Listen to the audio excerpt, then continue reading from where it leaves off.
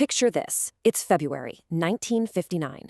Deep in the remote, freezing Ural Mountains of the Soviet Union, a group of young, highly trained survivalists are camping out on a snow-covered slope. Now, these aren't beginners. They know exactly how to survive in extreme winter conditions. But sometime during that pitch-black freezing night, something happens. Something so bizarre, it sparked a mystery that has endured for over 6 decades. Today in this explainer, we're going to dig into the facts, the wild theories, and the chilling reality of what has become known as the Dyatlov Pass Incident. 9. That's the number of experienced hikers we're talking about here. 9 young people who simply vanished on that frozen mountain slope.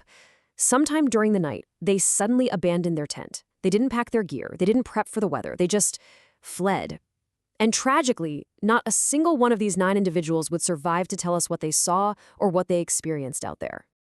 So the big question driving this entire explainer is just that.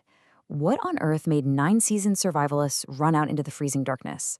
Like I said, these weren't amateurs. They were fully trained to handle extreme, sub-zero conditions. Yet, they made choices that night that completely defied all logic of survival. To figure out why, we really need to go back to the very beginning of their journey. All right, let's jump right into Section 1, the doomed expedition, and their journey to Dead Mountain. This whole thing actually kicked off with 10 hikers, led by a 23-year-old engineering student named Igor Dyatlov. Their goal was to tackle a notoriously difficult winter route through the northern Ural Mountains. They were after their Grade 3 hiking certifications, which, at the time, was literally the highest honor available in the Soviet Union. But mid-journey, one of the guys, Yuri Yudin, got sick and had to turn back. He was the lucky one, leaving our remaining 9 hikers. Fast forward to February 1st, and they reached the slopes of Kholat Syakhyal. In the local Mansi language, that roughly translates to Dead Mountain. Now, at this point, they were totally well-equipped. Skis, super warm clothing, plenty of food, cameras, absolutely nothing suggested this trek was about to turn into a nightmare. Which brings us to Section 2, an abandoned tent, and the events of the last night. Setting the scene that night, the temperatures on the slope were brutally low, and these howling, aggressive winds were just whipping across the mountain. Sometime after midnight, something caused the hikers to abandon their shelter. But here's the crazy part. They didn't just unzip the door and walk out. No, the tent was cut open from the inside. Think about that panic. They were so desperate to escape whatever was happening that they literally slashed their way out through the heavy canvas. And the choices they made next are just baffling. They abandoned their primary shelter. They left behind their heavy winter coats, their boots, their essential survival gear. Instead, they bolted downhill toward a dark, freezing forest over a kilometer away. For experienced winter hikers, acting like this is practically a guaranteed death sentence. So why do it? Well, let's take a look at what the investigators actually found. Moving right along to Section 3, the strange evidence, and how the search begins. When the group didn't show up at their destination, alarm bells started ringing, and search teams headed up into the mountains. On February 26th, they finally found the abandoned tent, and shortly after that, the bodies. Now, brace yourself because the physical findings here are deeply, deeply unsettling. First off, a lot of the hikers were found totally inadequately dressed for sub-zero conditions. Some were just in their socks. But even more chilling, 4 of them had massive chest or skull trauma, like they'd been hit by a car. And then there's the detail that really cemented this case in history. Some bodies were missing soft tissue. We're talking missing eyes, and in one case, a missing tongue. It's incredibly grim, and it's exactly the kind of stuff that turns a tragic accident into a full-blown international mystery. You can probably guess what happened next. Because of these bizarre, gruesome details, the case just exploded with decades of wild speculation.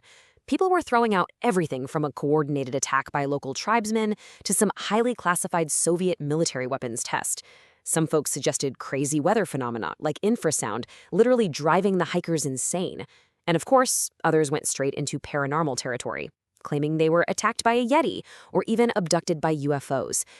But, as the old saying goes, extraordinary theories require extraordinary evidence. Sure, UFOs and secret government weapons make for fantastic, thrilling stories, but the reality is there was absolutely zero reliable proof for any of those wild claims.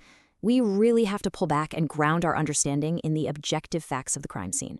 The original Soviet investigation ultimately threw their hands up and concluded that the group had died because of an unknown, quote, compelling natural force.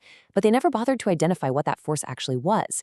And honestly, that incredibly vague conclusion was a huge mistake because it left a massive void for all that endless, crazy speculation we were just talking about.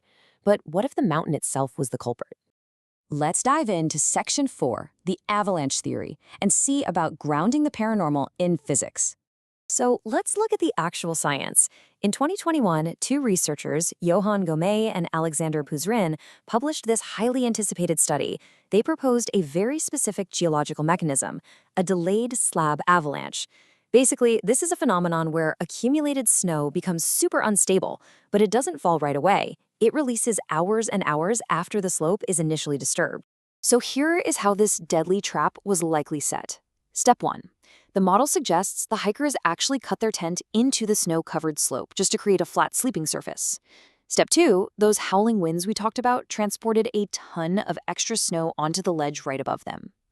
Step 3, hours later, right in the dead of night, that newly accumulated snow reached a breaking point and became completely unstable. And finally, a massive, heavy block, a slab of snow released directly on top of the tent. The researchers argue that the sheer force of this impact would absolutely cause the serious chest and skull trauma the investigators found. And more importantly, it would have terrified the survivors so much that they'd slash their way out of the tent in a total panic. You know, when you stack up those extraordinary theories, like aliens or covert military operations, against ordinary reality, the truth is often way more terrifying. This modern theory doesn't need monsters. It only requires natural, but incredibly deadly elements. It just requires snow. And for the record, later expeditions completely confirmed that this specific area is avalanche-prone, and the slopes were definitely steep enough for avalanches to release. Let's just pause for a second and try to put ourselves in their shoes. Imagine waking up in pitch blackness. The temperature is hovering way below freezing. The wind outside is roaring, and suddenly your tent violently collapses in on you, crushing your friends in the dark. You have absolutely no idea if a much larger avalanche is coming down the mountain right behind it. You literally have seconds to make a choice. Do you stay inside and risk being buried alive, or do you run?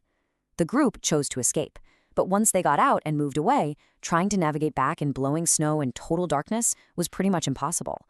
Without their coats and boots, their chances of survival plummeted to zero.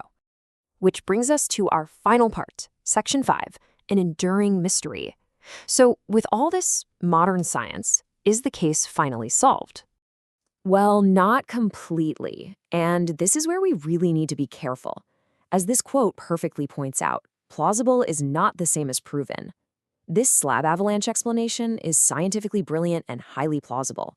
It gives us fantastic, logical answers for why they fled so suddenly, why some had those crushing injuries, and why they ended up scattered all over the mountain. But even the researchers themselves present it as a mechanism that could explain the evidence. Calling it a 100% proven absolute fact, that would be going a bit too far.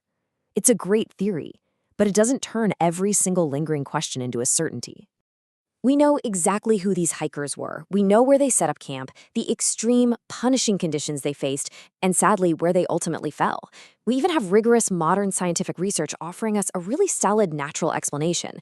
But there still might be nuances about the weather or human panic or natural forces from that specific night that we just don't fully grasp.